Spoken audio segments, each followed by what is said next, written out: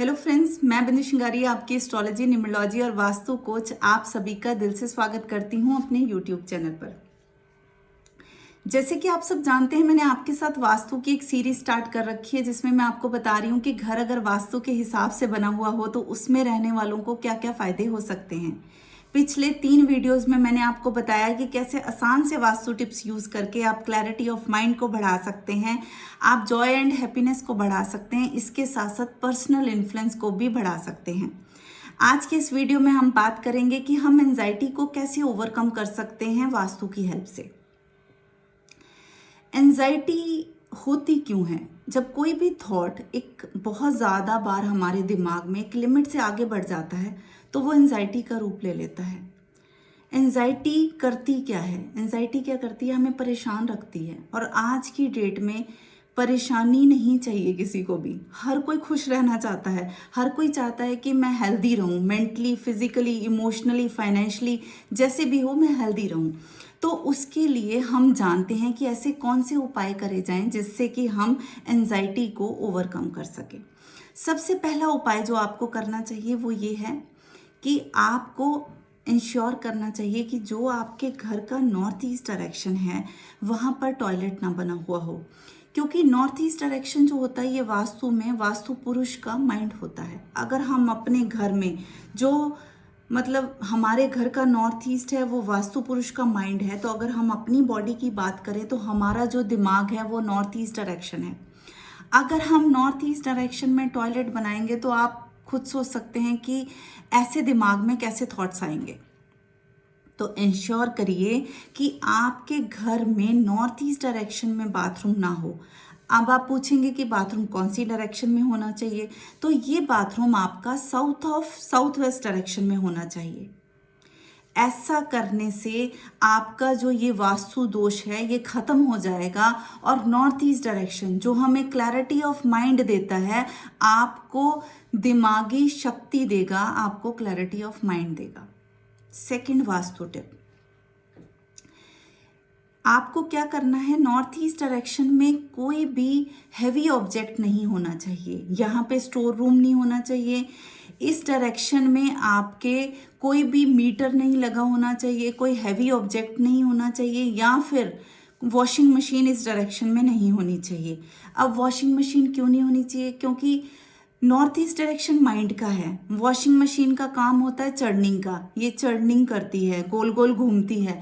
तो अगर आप नॉर्थ ईस्ट डायरेक्शन में अपनी वॉशिंग मशीन रखेंगे तो आपका दिमाग गोल गोल घूमता रहेगा। अब दिमाग घूमता रहेगा तो आप कैसे खुश रहेंगे? तो आप इंश्योर करिए कि जो जो ऑब्जेक्ट मैंने आपको बताए हैं वो इस डायरेक्शन में नहीं होने चाहिए। अब आप वॉशिंग मशीन को कौन सी डायरेक्शन में रख सकते हैं? जो वास्तु में ईस्ट साउथ ईस्ट डायरेक्शन होती है ये चर्निंग की डायरेक्शन होती है। तो आप क्या कर सकते हैं कि इस डायरेक्शन में आप वॉशिंग मशीन को रखिए। तो इससे क्या होगा कि जो डायरेक्शन बनी है चर्निंग की, अगर उस डायरेक्शन में चर्निंग होगी तो आपका दिमाग फालतू नहीं दौड़ेगा, आपका दिमाग शांत रहेगा। अगर ऐसा आपके घर में है तो एक बार आप चेंज करके देखिए, रिजल्ट आपको खुद दिख जाएंगे। तीसरा वास्तु टिप, आपको क्या करना है, अपने मन को शांत रखने के लिए नॉर्थ ईस्ट डायरेक्शन में एक आप वाटर फ्लोइंग ऑब्जेक्ट रख सकते हैं। आप कोई बुद्धा का कोई स्टैचू रख सकते हैं जिसमें पानी बह रहा हो, या आप कोई सीनरी लगा सकते हैं लश ग्रीन कलर की जिसमें पानी हो या झरने हो या वाटर फ्लो हो रहा हो। ऐसा करने से क्या होगा कि जब आप वहाँ बैठेंगे उस डायरेक्शन में, नॉर्थ ईस्ट डायरेक्शन में, तो ये आपके मन को शांत करेगा, ये आपके मन को ठंडा रखने में आपकी हेल्प करेगा।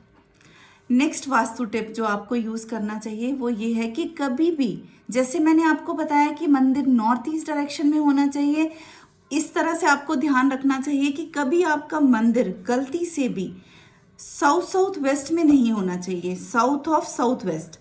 तो ये भी इंश्योर करिए। अगर आपका वो जो जोन है ये टॉयलेट का जोन है, अगर आपने गलती से टॉयलेट के जोन में मंदिर बना दिया तो आपका मन कभी भी शांत नहीं रहेगा।